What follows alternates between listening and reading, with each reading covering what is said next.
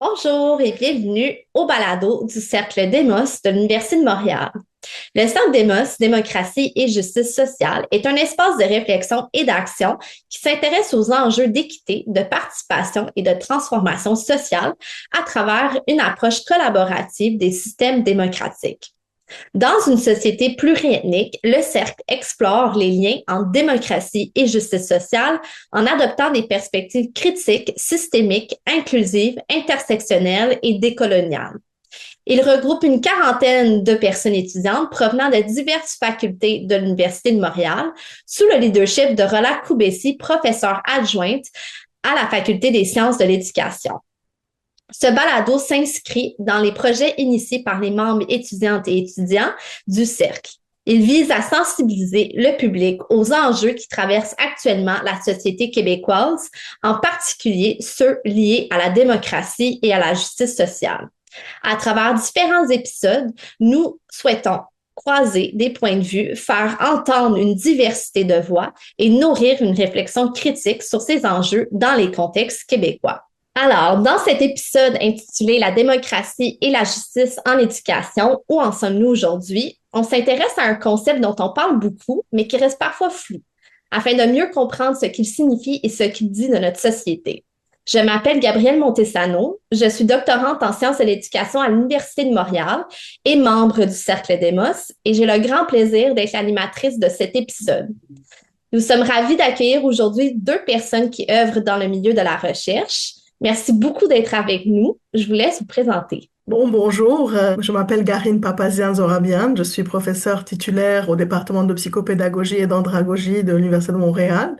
Je suis aussi co-directrice du Centre de recherche interdisciplinaire sur la justice intersectionnelle, la décolonisation et l'équité, ainsi que l'équipe de recherche interdisciplinaire sur les familles réfugiées en demande d'asile. Merci et merci pour l'invitation. Oui, bonjour à tous et à toutes. Merci pour l'invitation. Je m'appelle Corinna Bory-Anadon. Je suis professeure titulaire à l'Université du Québec à Trois-Rivières et collègue de Garine. Donc, bonjour Gabrielle, bonjour Garine.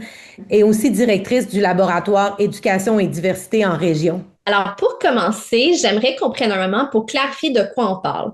Quand on parle d'un système éducatif démocratique et socialement juste, de quoi parle-t-on concrètement en éducation? Mais évidemment, il y a beaucoup de réponses qu'on peut donner à cette question-là, mais quand j'ai vu la question, je me suis dit que d'abord, il fallait parler des finalités de l'école. Donc, ces finalités de l'école, hein, au Québec, on a consensuellement déterminé comme étant instruire, qualifier, mais aussi socialiser. Et ces trois finalités-là, elles nous permettent de penser que un système qui serait démocratique et socialement juste, ça voudrait dire qu'il est capable de remplir ces trois missions-là auprès de tous ses élèves. Donc, peu importe, dans le fond, les marqueurs, hein, c'est un terme que je vais utiliser souvent, qui traversent, dans le fond, leur identité, soit celle que eux-mêmes se déclarent ou soit celle qu'on leur attribue. Donc, peu importe, dans le fond, les élèves, on devrait être en mesure de remplir la mission de l'école. Et même, pour être socialement juste, on devrait aussi peut-être même amener à ce que cette mission de l'école puisse transformer la société québécoise et la rendre encore plus juste. Donc, reconnaître, participer à reconnaître et à agir sur les inégalités sociales et scolaires. Oui, mais je partage tout à fait, Corinna et moi, je pense qu'on est tellement sur la même longueur d'onde et on se complète. Moi, ce que je pourrais ajouter, c'est qu'au fond, quand on parle justement de cette mission de l'école, mais instruire, qualifier, socialiser, il faut œuvrer pour ça, mais il faut aussi créer les bonnes conditions pour le faire. Or, si on prend des décisions, je dirais, si quand on adopte des lois ou quand on prend des positions qui font que les enfants, tous les enfants ne se trouvent pas dans les mêmes conditions ou les meilleures conditions ou des conditions optimales pour leur instruction, pour leur qualification, pour leur socialisation. Donc, on est aussi en train de rater un peu notre mission. Donc, je pense que dans ce sens-là, il y a une responsabilité aussi autant pour le monde de l'éducation, mais aussi pour la société de créer les bonnes conditions pour la réussite éducative de tous les élèves. Mhm. Donc, je fais du pouce justement sur ce que tu viens de dire, Garine. Où en sommes-nous rendus aujourd'hui au Québec, selon vous? Oui, comme Garine le vient de le dire, hein, je disais, on voit bien que l'école québécoise, même si elle s'est donné ces trois missions-là depuis déjà plus que 50 ans, là, on se rend compte on est encore face à plusieurs enjeux. D'abord, ces différents profils d'élèves là, qui nous amèneraient à déployer des pratiques équitables, ben, en fait, on les reconnaît pas tous, hein. On a encore une peine à reconnaître, par exemple, l'impact de la défavorisation sur les parcours scolaires. On a la peine à reconnaître qu'il peut avoir des rapports socio-inégalitaires au sein même de l'école, que l'école peut, par exemple, contribuer ça a été très d'actualité cette semaine, hein, à des comportements violents, du sexisme, du racisme. Donc, il faut d'abord reconnaître, je pense que où on en est aujourd'hui, on peine à reconnaître qu'il peut avoir ces processus-là. Et on peine aussi à s'engager vraiment dans cette mission de socialisation qui pourrait transformer l'école parce que il y a aussi cette grande préoccupation que je partage aussi pour la réussite, pour la performance des élèves, mais elle vient occulter aussi le reste, l'expérience scolaire elle-même et comment est-ce que l'expérience de l'école, c'est faire société. Oui. Mais justement, et peut-être que là, je rebondirai sur un peu la notion d'inclusion scolaire, dans l'inclusion sociale scolaire. C'est vrai que l'école québécoise, en tant que système scolaire québécois, n'a pas vraiment adopté une posture inclusive à 100%. On parle parfois de valeurs d'inclusion, mais le système ne l'est pas nécessairement. Mais je pense que euh, il y a quand même une énorme responsabilité parce que il y a beaucoup d'enfants, justement, et beaucoup d'élèves qui sont de plus en plus exclus, qui se sentent de plus en plus exclus et de plus en plus d'élèves qui ne reçoivent pas ce dont ils ou elles ont besoin pour réussir et se développer et être épanouis. Donc, dans ce sens-là, je pense qu'il y a aussi une certaine responsabilité de la société, mais aussi du milieu éducatif par rapport à ces jeunes et à leur réussite. Puis, on a parlé justement d'inégalités que les élèves peuvent vivre, de l'exclusion que les élèves peuvent vivre, même si on essaie de tendre vers cette inclusion en tant que société, en tant que système éducatif. Comment est-ce que ces inégalités prennent forme concrètement dans les milieux éducatifs? Est-ce que vous avez des exemples que vous pouvez nous partager, tirer de votre expérience ou de vos recherches? Oui, bien sûr. On peut donner plusieurs exemples. D'abord, j'aimerais ça dire que, bon, en fait, les inégalités, on peut les retrouver à différents niveaux, hein, dans différents niveaux du système éducatif, déjà entre les personnes, mais aussi dans les structures, puis aussi dans les idéologies, c'est-à-dire dans les idées, hein, qu'on a par rapport à l'école, par exemple, ou à la façon de penser la société. Puis si je prends ces niveaux-là, ben souvent on va penser par exemple si on parle de la question du racisme, on va vraiment penser en termes interindividuels.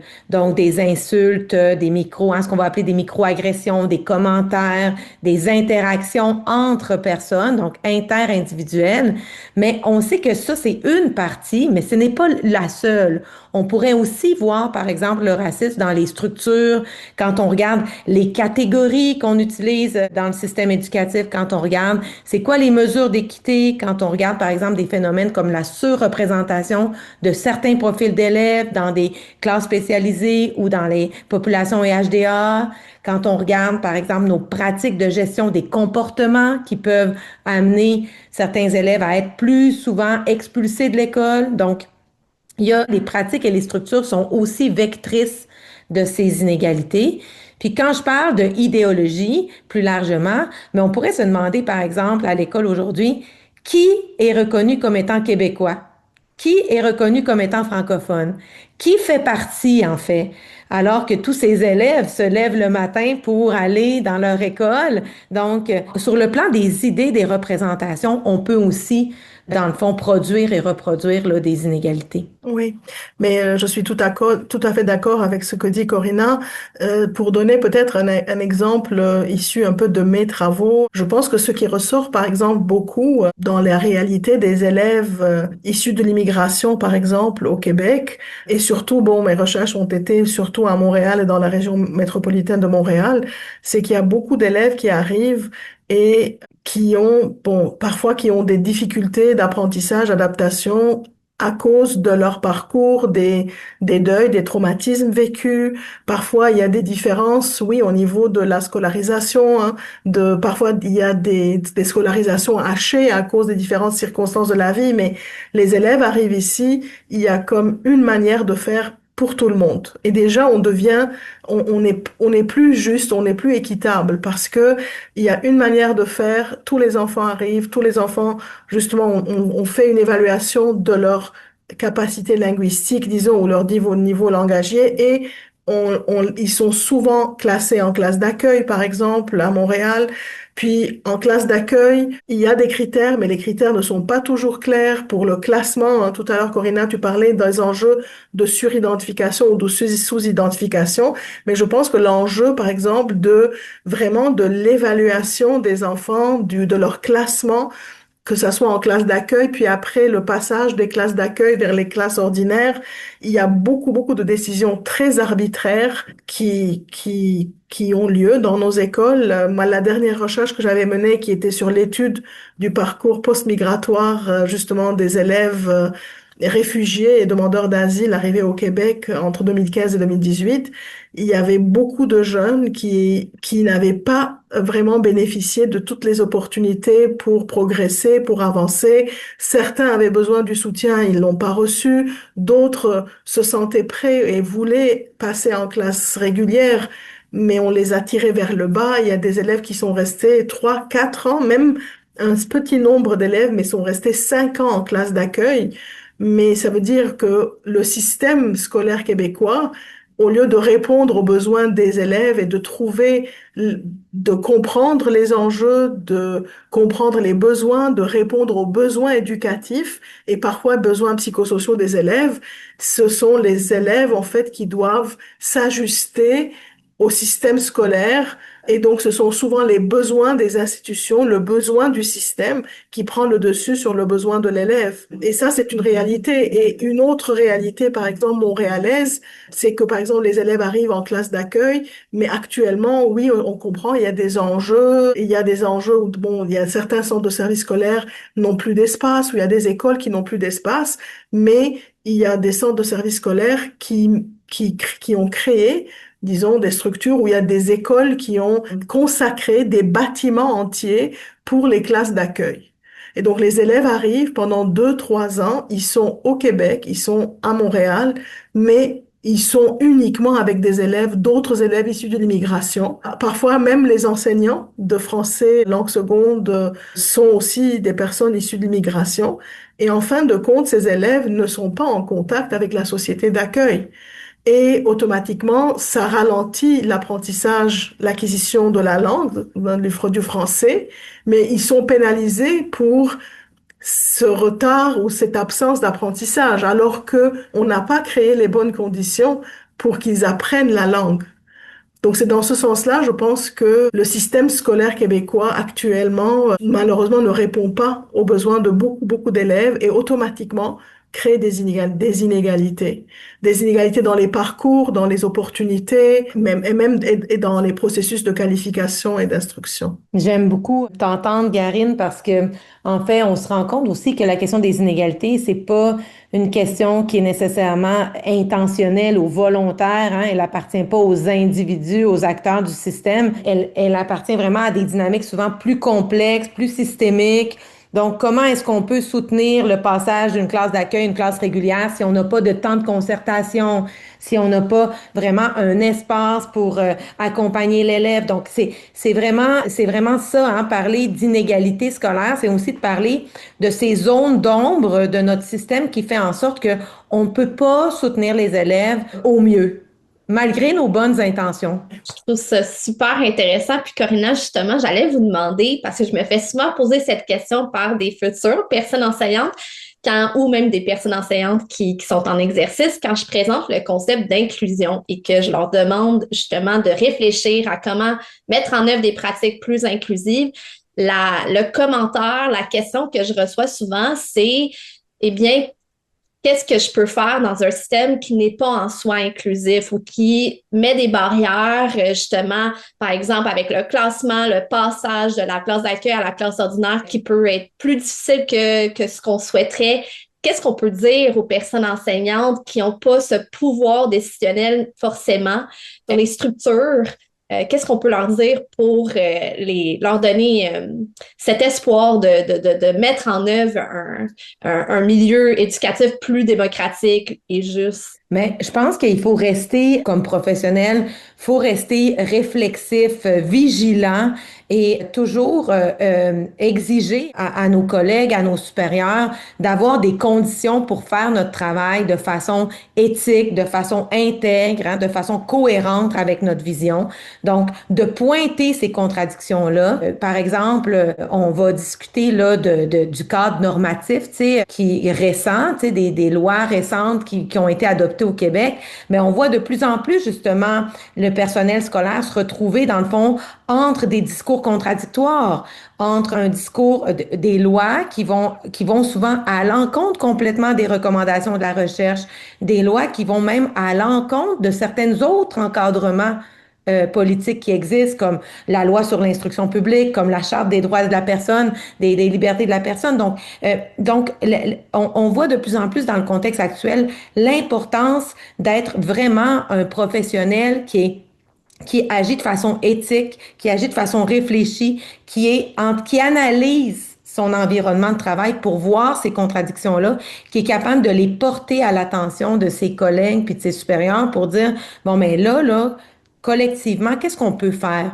Et évidemment que il faut qu'on agisse en cohérence avec nos propres valeurs et pour soutenir cet engagement professionnel. Travailler dans le contexte de l'éducation, c'est vraiment exigeant. On a des trajectoires d'élèves auxquelles on contribue. On sait qu'on peut faire une différence. Donc, donnons-nous les moyens de faire cette différence-là en agissant de façon concertée avec nos collègues. Oui.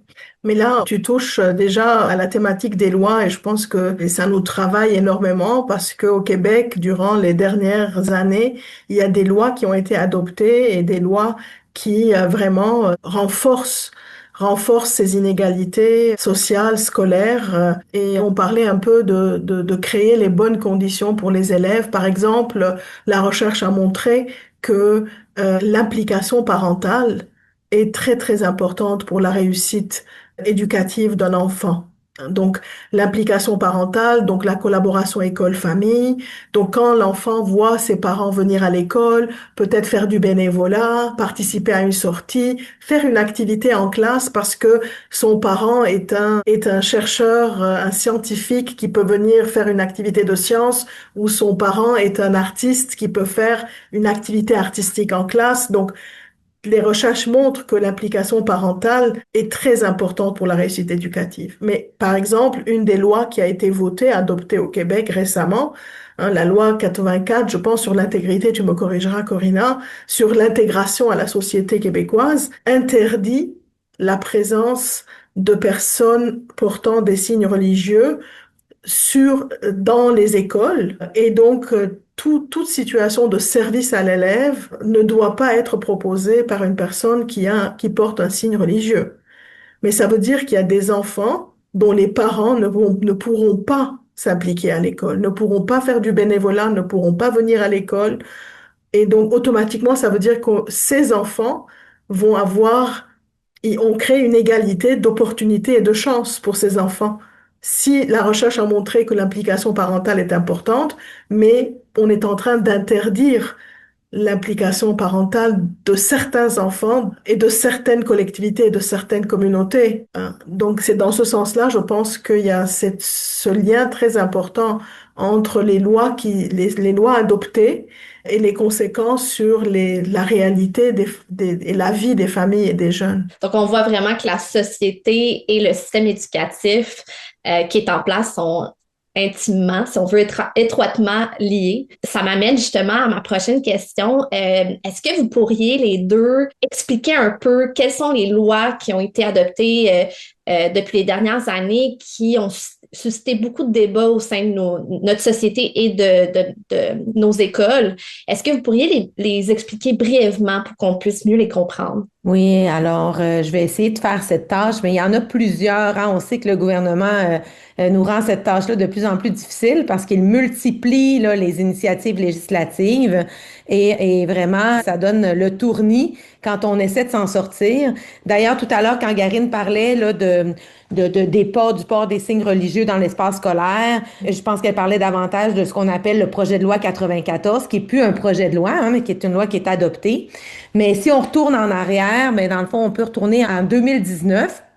Avant ça, il y a eu plusieurs débats là, sur la question de l'intégration des personnes immigrantes au Québec et puis la question des accommodements raisonnables. Souvenez-vous de la crise des accommodements raisonnables, puis la charte des valeurs québécoises aussi qui avait été proposée par un parti politique.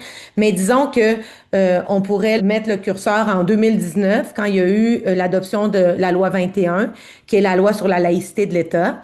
Donc cette loi-là, c'est le premier jalon dans le fond qui, dans le fond, encadre la diversité religieuse dans la société puis aussi dans l'espace scolaire. Quand je dis premier jalon, il y a déjà des encadrements sur la diversité parce qu'on est déjà au Québec dans une société dite laïque, mais on voit qu'à partir de là, le terme de laïcité prend une autre tournure. Dans le fond, le gouvernement y attribue un nouveau sens. Et si on continue après, on pourrait nommer la loi 14, qui elle a été adoptée en 2022. La loi 14, c'est la loi sur la langue officielle et commune du Québec, le français.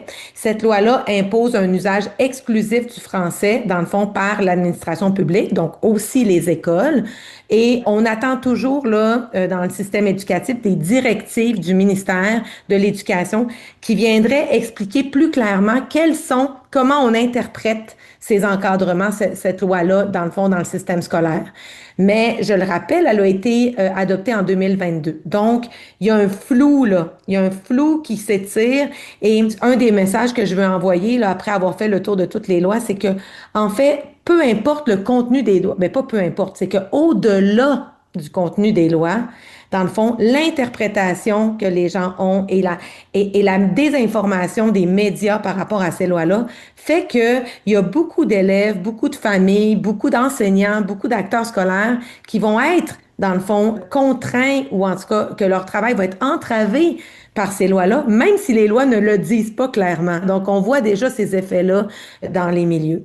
Mais si je continue, en fait, mon tour de piste, il y aurait ensuite la loi sur l'intégration à la nation québécoise, qui est la loi 84, que Garine a nommée tout à l'heure. Dans le fond, cette loi-là, ce qu'elle amène vraiment, c'est cette vision de l'intégration. Ça veut dire quoi être intégré à la nation québécoise? Et là, on voit qu'il y a une certaine rupture par rapport à une conception de l'intégration qui permettait, dans le fond, aux personnes immigrantes de maintenir, dans le fond, leur langue, leurs repères culturels, leurs associations au Québec. On voit ici que il y a des freins là à cet égard-là. D'ailleurs, on parle plus du modèle d'interculturalisme québécois, notamment dans cette loi-là.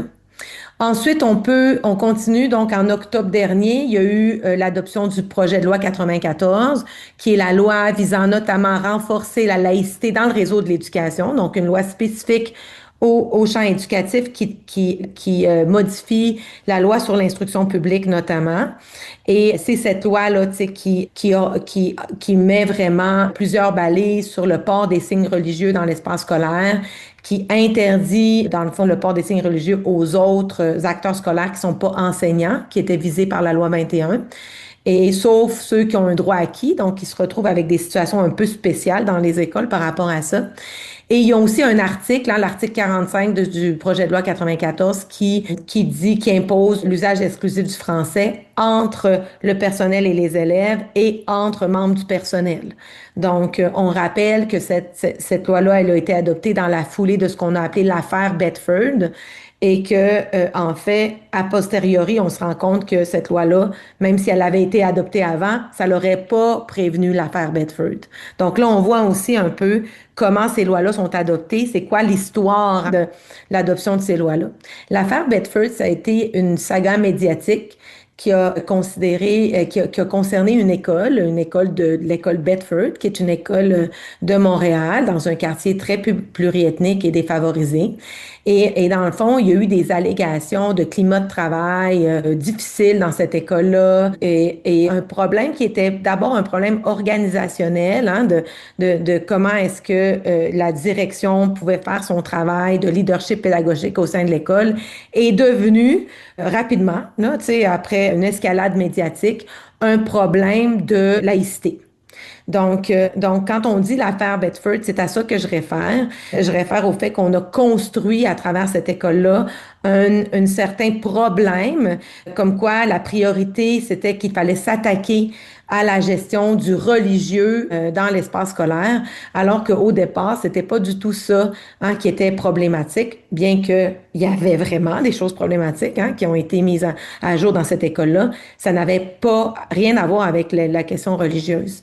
Donc, c'est ce que je veux dire quand je dis l'affaire Bedford, c'est la construction de ce problème social avec lequel on se retrouve aujourd'hui parce que, en fait, ce projet de loi 94 qui vient renforcer la laïcité, donc qui est en écho à la loi 21, mais là, il vient d'être suivi d'un autre projet de loi, qui est le projet de loi 9, qui porte sur le renforcement, encore une fois, de la laïcité au Québec. Donc, on a deux projets de loi qui renforcent la laïcité au Québec depuis la loi 21.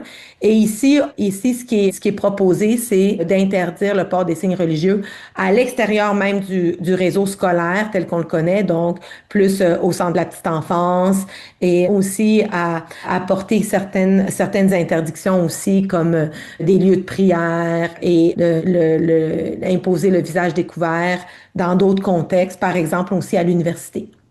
Donc, on se rend compte là qu'il y a un élargissement hein, non seulement des acteurs concernés, mais aussi des domaines de la société. Donc, on l'éducation, puis ensuite on ouvre à d'autres choses.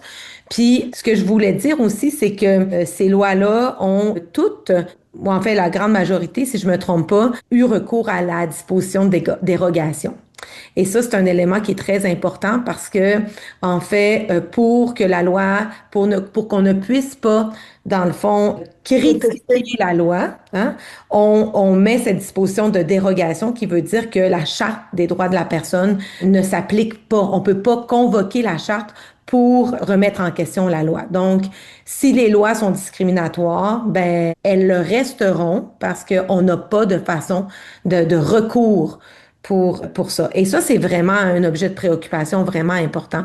Je sais que, Garine, tu veux parler, mais je voulais aussi, donc, j'ai parlé de cet élargissement-là, je voulais aussi dire comment est-ce que on a à la fois une mobilisation du marqueur religieux, puis une mobilisation du marqueur langue, et puis avec la loi sur l'intégration nationale aussi la question des immigrants.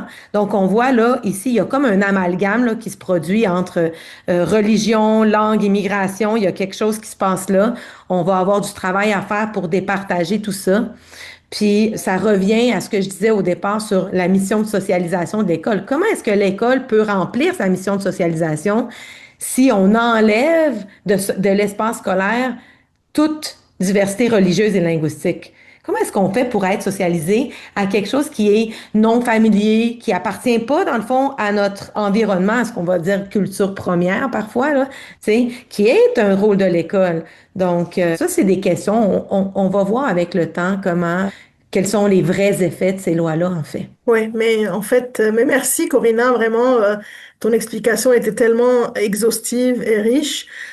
Et en fait, je rebondis sur ce que tu viens de dire. On ne sait pas quels vont être les impacts de ces lois parce qu'au fond, d'abord, on ne sait pas comment les lois vont être appliquées. Déjà, on voit ce qui se passe dans les milieux au niveau de l'application de ces lois. Est-ce que il y a des écoles, par exemple, du jour au lendemain, on dit à des stagiaires, des personnes stagiaires qui portent le voile, de rentrer à la maison. Le jour même de l'adoption de la loi, des directions d'école ont demandé à des stagiaires de rentrer chez elles. Donc, ça remet en question la formation des enseignants, mais de tous les professionnels qui ont des stages en milieu scolaire, par exemple. Ça remet en question la présence parentale. Ça remet en question dans ce contexte de pénurie d'enseignants, par exemple, le fait qu'on ne peut pas engager une personne qui porte un signe religieux, mais pour nommer les vraies choses, oui, c'est vrai que il y a plusieurs communautés qui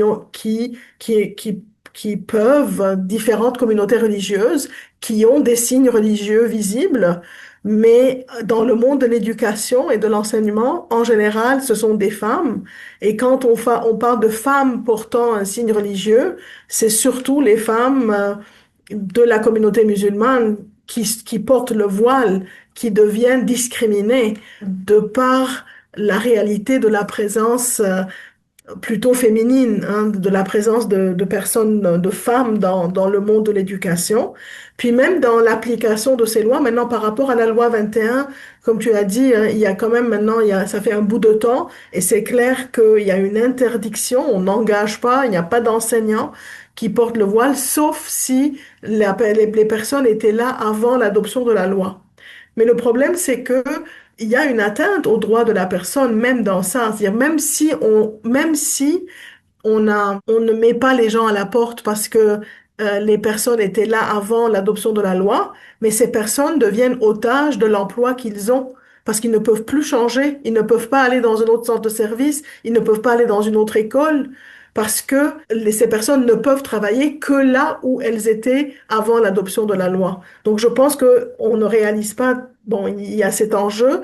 Puis au niveau de l'application des lois, c'est tellement arbitraire, ça dépend parfois du centre de service scolaire, de l'école, de la direction, de son rapport à la diversité, de son rapport à la loi en général et aux lois.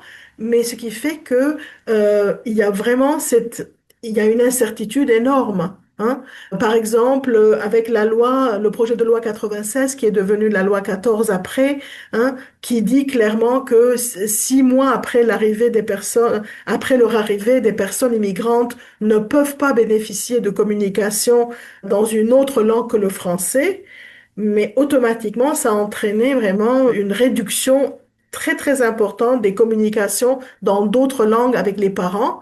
Et ça a nourri aussi des enjeux non seulement d'inégalité, mais de justice aussi. C'est-à-dire un parent, par exemple, qui doit donner son consentement pour que son enfant soit évalué en orthophonie ou en psychologie, mais comment donner un consentement sans comprendre exactement à quoi on consent? Donc, ou bien, et déjà, on est dans un contexte d'injustice, mais toutes ces incertitudes, ce sentiment d'injustice, ces inégalités nourrissent énormément aussi l'anxiété, hein. Il y a une détérioration de la santé mentale, du bien-être. Ce sont des enjeux sur lesquels je travaille.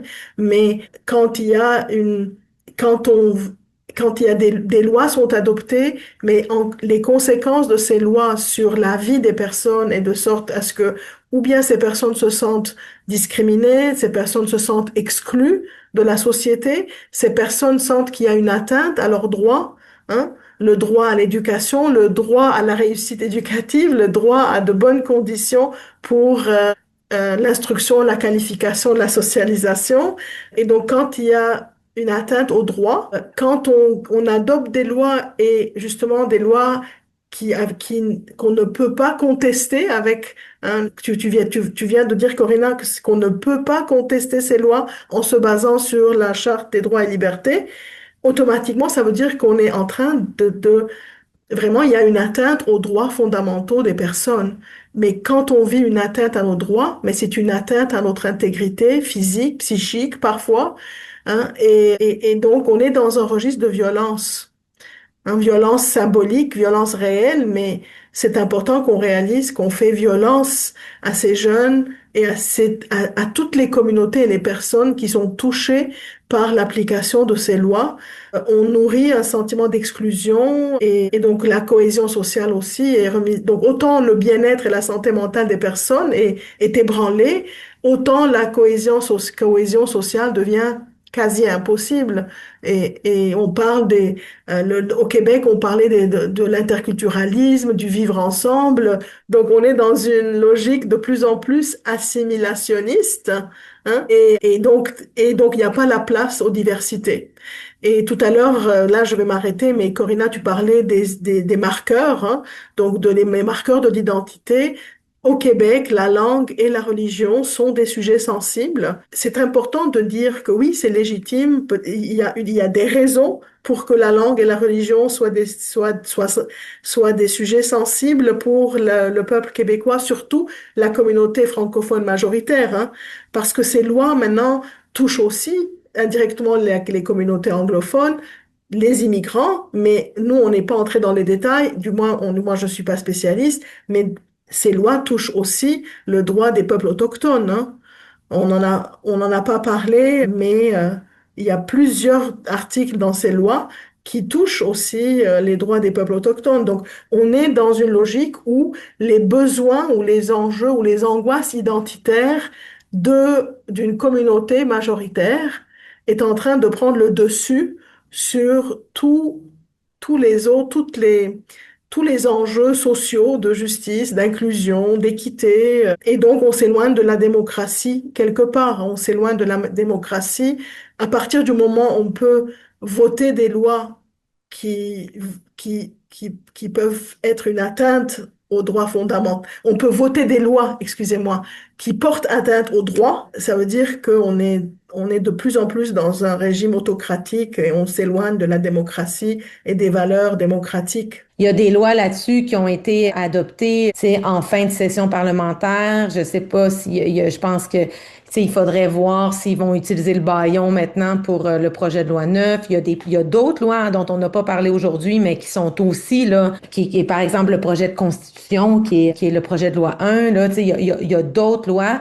Puis, tu sais, on parle de démocratie, mais souvent, je vais parler, tu sais, comme de la société comme québécoise, comme une société qui se dit ou qui se prétend démocratique, mais je pense que nos leviers de démocratie sont de plus en plus mis à mal. Puis aussi, quand on cherche à voir, ben, par exemple, à participer aux consultations, aux commissions parlementaires dans le cadre de consultations particulières pour un projet de loi, ben moi j'ai participé avec des collègues là, aux consultations pour le projet de loi 94.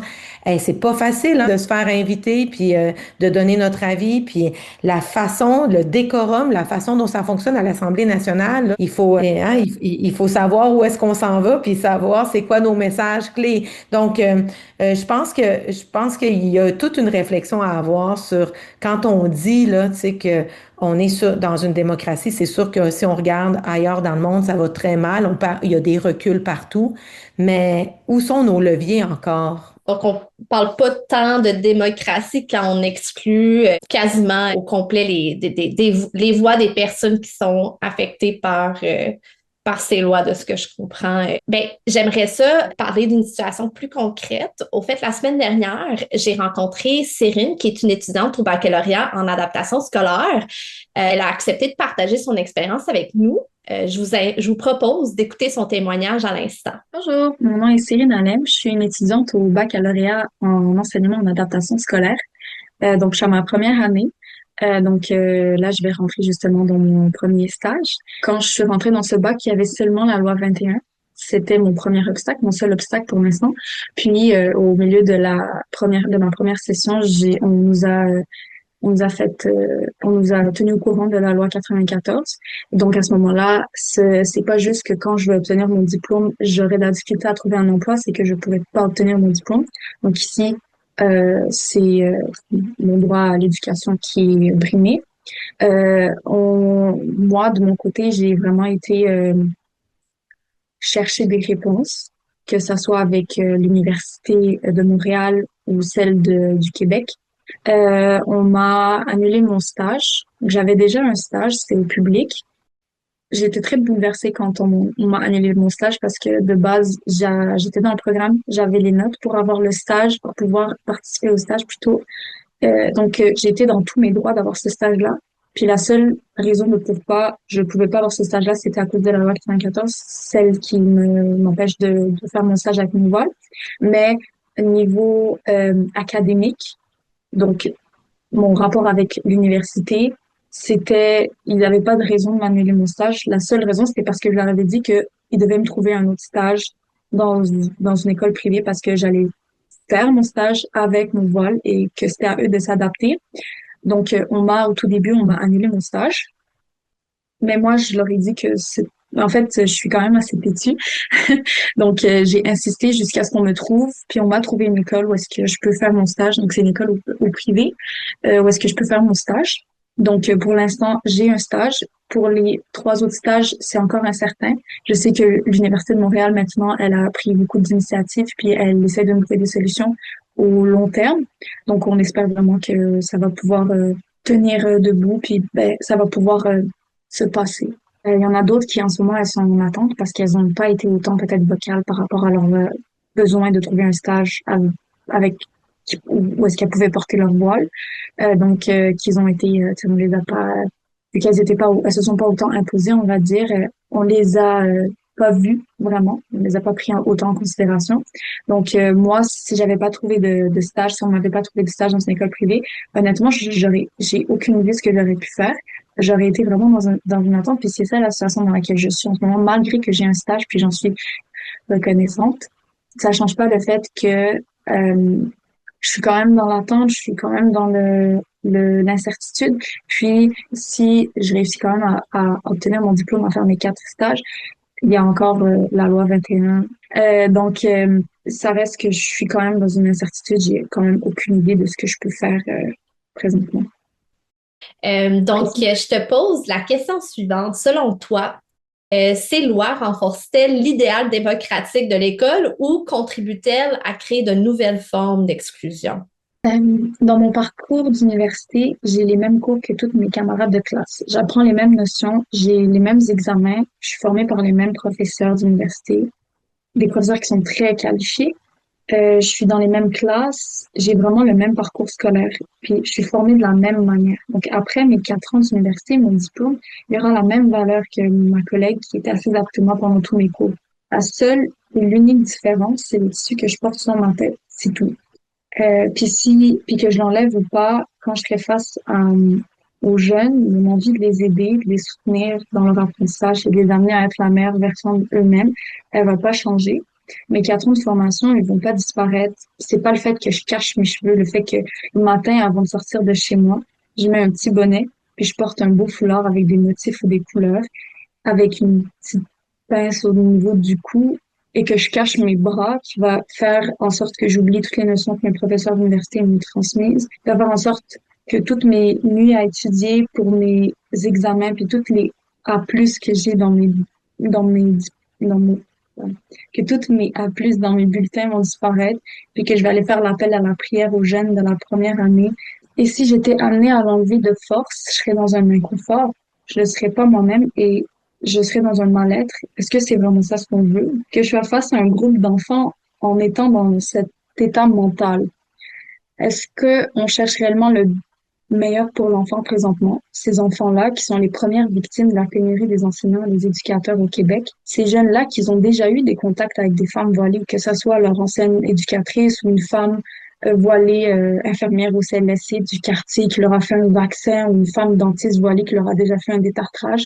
On fait partie de la société. Ils croisent au coin de la rue ou à l'épicerie ou à la bibliothèque. Puis, est-ce qu'on cherche vraiment leur bien-être quand on leur retire leur enseignante ou leur éducatrice préférée au milieu de l'année, puis qu'on doit la remplacer tous les jours par des suppléants différents? Est-ce que cette instabilité, elle est mieux? Puis pour certains, et peut-être que certains l'ignorent, mais on enlève notre voile chez nous dans certaines occasions, puis on reste la même personne. On a la même personnalité, le même sens de l'humour, les mêmes qualités, les mêmes défauts, les mêmes goûts musicaux, les mêmes capacités. On aime encore les mêmes choses et on a encore les mêmes besoins en tant qu'être humain. On reste la même personne. La seule et l'unique différence, encore une fois, c'est notre niveau de modestie. C'est qu'on ne voit pas nos cheveux. Et concrètement, lorsque je porte mon voile sur ma tête, tout ce que ça m'empêche de faire réellement, c'est de montrer mes cheveux. C'est tout. Je peux encore marcher, je peux encore enseigner, je peux encore parler, je peux encore réfléchir, puis je peux encore être face à un groupe d'élèves et leur enseigner l'alphabet et les mathématiques. C'est ces lois discriminatoires qui m'empêchent d'avoir un poste en tant qu'enseignante, qui m'empêchent d'exercer ce que je veux faire, pas le fait que je cache mes cheveux. Puis je trouve que c'est assez hypocrite parce que si on pensait à une femme qui a le cancer, malheureusement, qui doit porter un foulard, ou une femme qui a une brûlure ou de l'alopécie, ou une femme qui décide de le porter par plaisir, par choix vestimentaire, par culture, ou une femme musulmane qui porte un voile, ou par exemple une femme juive qui porte une perruque par conviction, ou une femme noire qui le porte simplement parce qu'elle en a envie. Physiquement, c'est quoi la différence? Il n'y en a pas. C'est simplement le pourquoi, la raison derrière son port. Donc maintenant, en 2026, on contrôle la raison, on contrôle le fond d'une personne. On n'est plus légitime d'exercer notre emploi auquel on est bien évidemment qualifié. On parle d'enseignantes avec expérience qui ont perdu leur emploi ou des jeunes étudiantes comme moi en éducation pleine d'ambition. On dit aussi, la ministre de l'Éducation dit que les élèves doivent pouvoir apprendre dans un contexte neutre, exempté des signes religieux et reflétant les valeurs québécoises. Est-ce que ces valeurs québécoises, c'est la discrimination? C'est juger la compétence de quelqu'un à travers ses choix personnels, vestimentaires, alimentaires ou religieux? Ou c'est plutôt la liberté du choix, le respect de chacun, la diversité et le droit à l'éducation? C'est mon choix d'être voilée parce que oui, la femme peut faire des choix. Elle a les capacités intellectuelles de prendre des décisions. Elle peut décider de porter un chandail bleu aujourd'hui, puis demain, un noir. Elle peut décider de se faire une tresse pour pas avoir les cheveux sur son visage pendant qu'elle enseigne ou de les lâcher. Elle peut aussi décider de porter un voile. On peut choisir. En 2026, on devrait avoir le choix. On devrait avoir le droit de choisir ce qu'on porte. Et pour celles qui ont malheureusement pas le choix de choisir, pour celles qui ont pour les quelques-unes qui représentent pas toutes les femmes voilées au Québec, celles qui ont été forcées à porter leur voile, c'est pas en leur empêchant d'avoir une sécurité financière, c'est pas en leur empêchant d'avoir accès à la sphère publique qui va les amener à être libres et épanouies. Puis d'ailleurs, ces femmes-là qui sont déjà opprimées par la plupart du temps un homme, par exemple un mari qui voit sa femme quotidiennement dans un mal-être, qui ignore ce mal-être, la détresse de sa femme, sa santé mentale qui détériorise et qui la force à garder ce voile malgré tout ça, c'est pas un emploi qui va lui laisser l'enlever. Au contraire, raison de plus pour laquelle il peut l'oppresser et la contrôler. Maintenant, elle lui est aussi dépendante financièrement. Donc non, c'est pas en opprimant qu'on libère. On ne libère pas à travers d'autres manières d'oppression. Mais c'est pas comme s'ils cherchaient réellement notre liberté, ou du moins pas celle qui nous convient. Ils veulent nous imposer leur liberté à eux, celle avec laquelle ils peuvent nous contrôler. Ils comprennent pas que chacun a sa vision propre de la liberté. Pour certains, c'est pouvoir voyager comme il veut. D'autres, c'est pouvoir se faire le nombre de personnes qu'il veut. Un autre, c'est pouvoir sortir à l'heure qu'il veut, manger ce qu'il veut, aller où il veut, étudier ce qu'il veut et porter ce qu'il veut. Le Québec nous avait donné ce droit-là. La laïcité nous a donné le droit de choisir de pratiquer notre religion ou pas. C'est ça la vraie laïcité. Mais d'abord, c'est très touchant comme témoignage. Vraiment, je salue sa générosité, son courage aussi de prendre la parole. Je trouve que c'est comme ça aussi qu'on peut, dans le fond, avoir des exemples concrets, réfléchir ensemble. Donc, à la fois du point de vue de la recherche, comme Garine et moi on le fait aujourd'hui, mais aussi à partir de l'expérience, puis entendre, prendre le temps d'écouter ce que les gens ont à nous dire dans l'effet concret de ces lois-là, ça me semble primordial dans l'état actuel des choses. On peut pas continuer à agir avec nos œillères, avec nos bouchons dans les oreilles. Il faut qu'on entende ces cris du cœur. Donc, Gabrielle, ta question me fait sourire hein, parce que bon, évidemment que avec tout ce que j'ai dit jusqu'à présent, ben, je pense que c'est un témoignage qui montre bien, dans le fond, malheureusement très bien les effets de inégalitaires de ces lois et comment est-ce que ça s'inscrit là dans la chair, hein, dans une expérience personnelle très, très concrète. Quand Cyrine parle, on voit toute la multiplicité des obstacles là, tu sais, qui s'accumulent d'une loi à l'autre, d'une fois à l'autre. Puis on voit aussi une espèce de normalisation de la discrimination. Il y a comme si j'ai commencé tout à l'heure en évoquant là, tu sais, la crise des accommodements déraisonnables de milieu des années 2000. On dirait que 20 ans plus tard, ben, on a banalisé, hein, on s'est permis maintenant de rendre normal des normaux, des processus qui devraient nous questionner, hein, qui devraient vraiment nous préoccuper. Puis là, ça fait partie comme de l'ordre des choses. Donc, ça serait ma première réaction. Oui, oui, mais merci. Je joins ma voix à celle de Corinna pour vraiment remercier Cyrine hein, pour son partage, son expérience. Je pense que ce qui est important, bon, moi je connais Cyrine et elle est mon étudiante et je la trouve très courageuse et je pense que c'est le message qu'on donne quand même à une malheureusement, hein, c'est vraiment à une communauté hein, qui est indirectement, même si les lois ne ciblent pas directement la communauté musulmane ou les femmes musulmanes voilées, mais c'est clair que dans le monde de l'éducation, comme je le disais tout à l'heure, c'est elles qui sont touchées dans un contexte actuel de pénurie d'enseignants.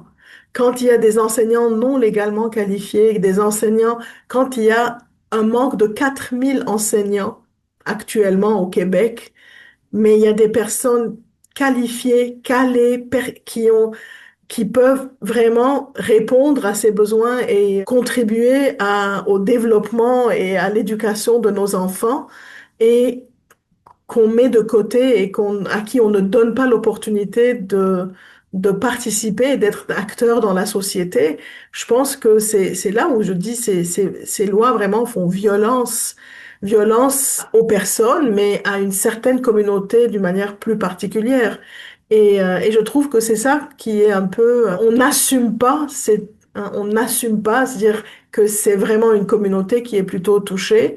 Je pense qu'il y a quand même de l'islamophobie derrière tout ça. On n'en parle pas assez. Je pense aussi que c'est important quand même de nommer que Cyrine n'est pas la seule. Hein.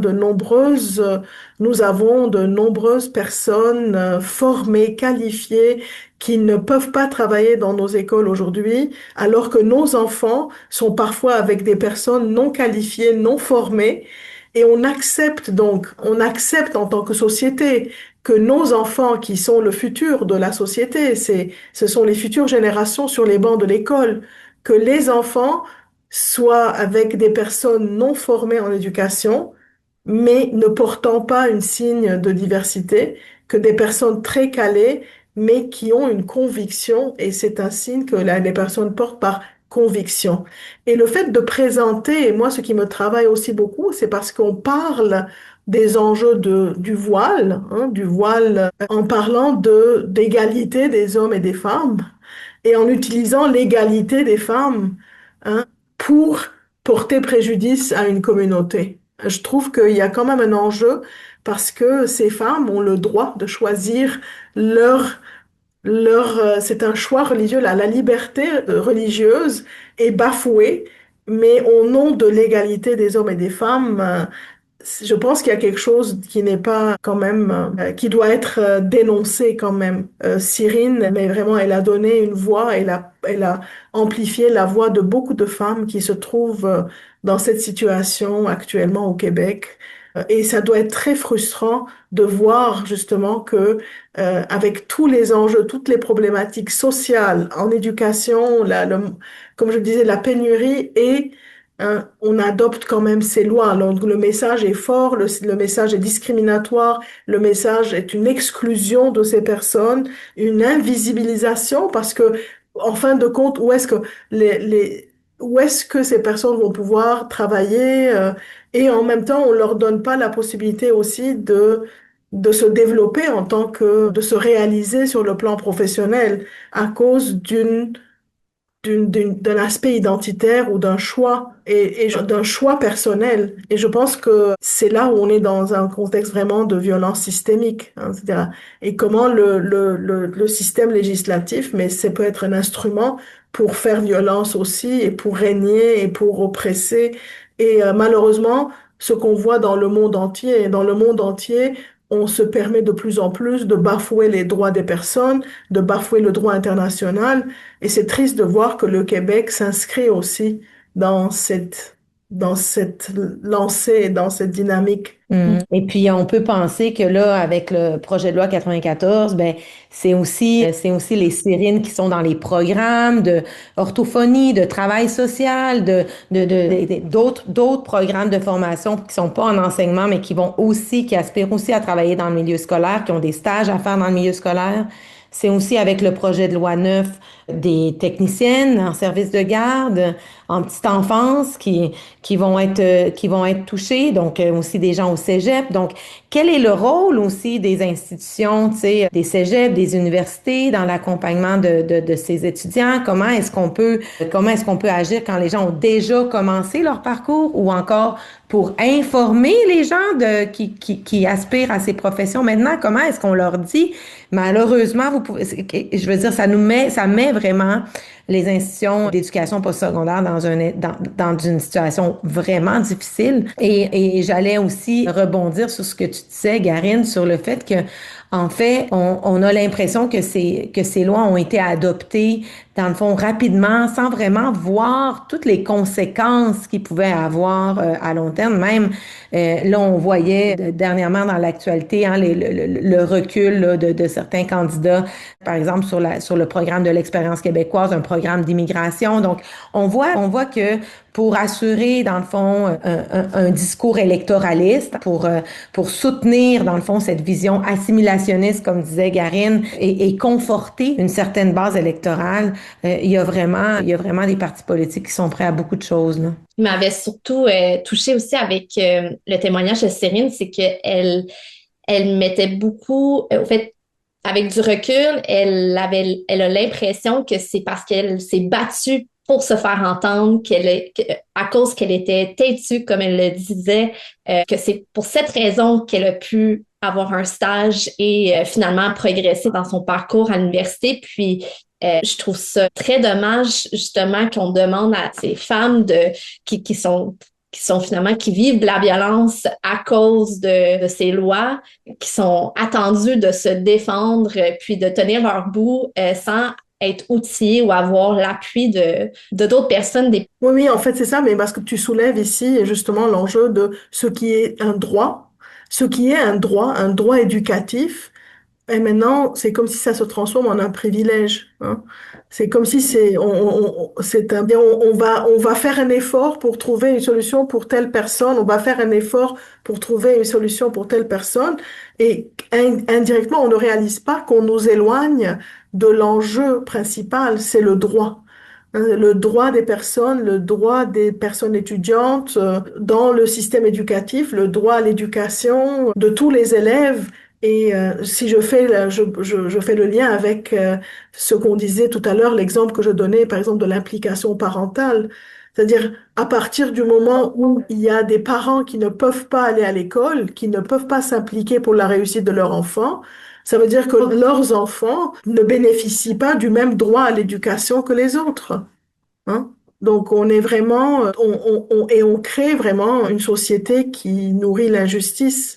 J'aimerais ça terminer sur une note peut-être un peu plus positive. Je vous demanderais rapidement, qu'est-ce qui vous donne espoir? Qu'est-ce qu'on pourrait dire aux personnes qui nous écoutent pour leur donner espoir pour l'avenir, malgré toutes ces inégalités qu'on a nommées aujourd'hui? Ben, c'est une grande question, hein. Parfois, nous aussi, on perd un peu l'espoir. Mais pour moi, l'espoir, c'est de ce qu'on fait maintenant. C'est d'être capable d'y réfléchir, d'avoir des espaces pour y penser ensemble. C'est de développer une compréhension commune de ce qui est en train d'arriver, de développer des façons de le nommer, d'être capable d'y réfléchir, d'être conscient des enjeux qui vont se poser. Par exemple, moi, comme formatrice, comme chercheuse, comme directrice d'étudiantes au cycle supérieur, hein, j'essaie de voir ben, quel pourrait être mon rôle là-dedans. Oui, un rôle de dénoncer, un rôle de documenter, dans le fond, ces incidences-là pour qu'on puisse avoir une certaine vigilance.